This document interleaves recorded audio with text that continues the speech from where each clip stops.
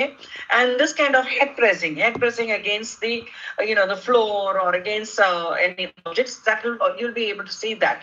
But though these are signs exhibited by the cat, she will not be receptive to the male. She will not be sexually receptive to the male. Okay, now estrus. Now estrus is a period of sexual receptivity. Now this duration is going to be around 4 to 7 days, right? And on a range of 1 to 21 days. So here there's going to be peak estrogen levels and the follicular activity is also going to be very high.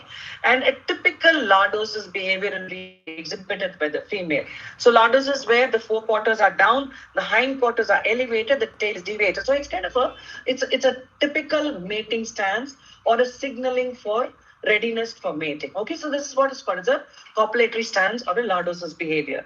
Now, this cat in heat, when she enters into estrus, she'll be rolling. She'll be rolling and thrashing on the floor.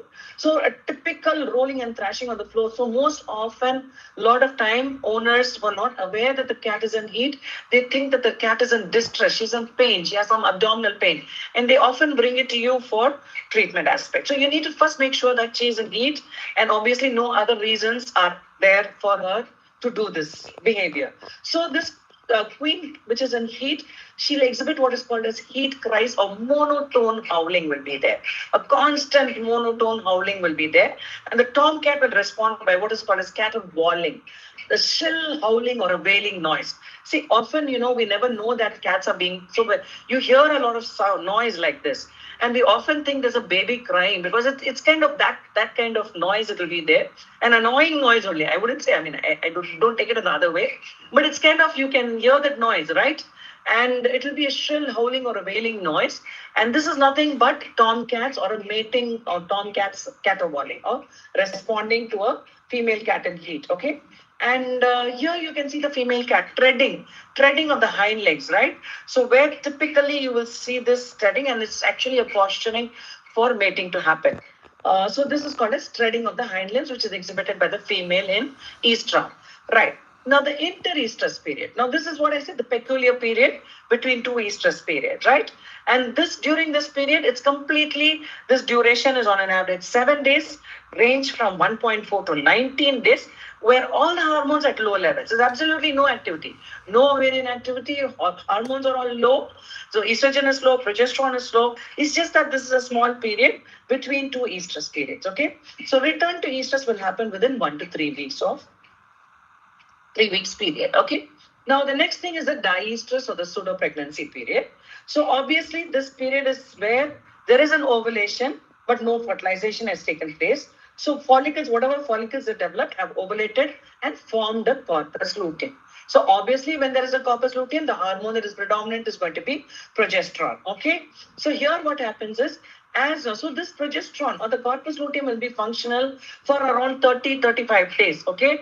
And then the progesterone level starts gradually decreasing and comes to basal level by around 40-41 days. And then then the cat is going to come into heat within the next 17 days after the progesterone decline. So obviously, as I told you, that means cats which they ovulate, they undergo what is called as a pseudo-pregnancy period or a diestrus period. Okay. So, and then again, as I told you, it's going to be there only for 45 to 50 days, after which they come back into heat. Okay. Now, how to determine whether an ovulation has happened or not? Okay. Now, usually, sometimes when you have cats and an owner will come and tell you, I don't know whether mating has happened or not.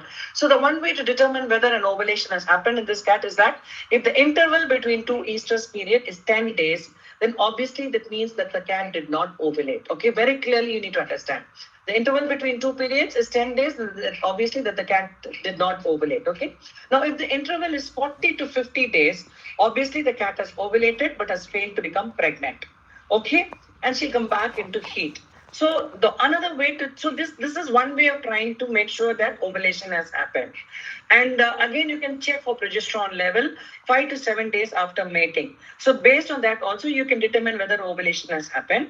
So if the progesterone level is low, less than 2 nanograms per ml, then the queen did not ovulate, right? And if the progesterone level is more than 2 nanograms per ml, then ovulation has happened. So this again is another way of trying to check whether ovulation has happened in the cat or not. Okay.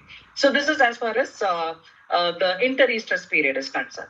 Now the unestrus period, it's a period of reproductive dormancy. Estrogen levels are low, progesterone levels are low at the basal, and usually, as I told you, anestrus happens when the day length is going to be very, very short. Okay, so that means when the during shorter periods of day length. So obviously, when the day length decreases, melatonin secretion from the pineal gland is going to increase, and this actually suppresses GnRH from the hypothalamus.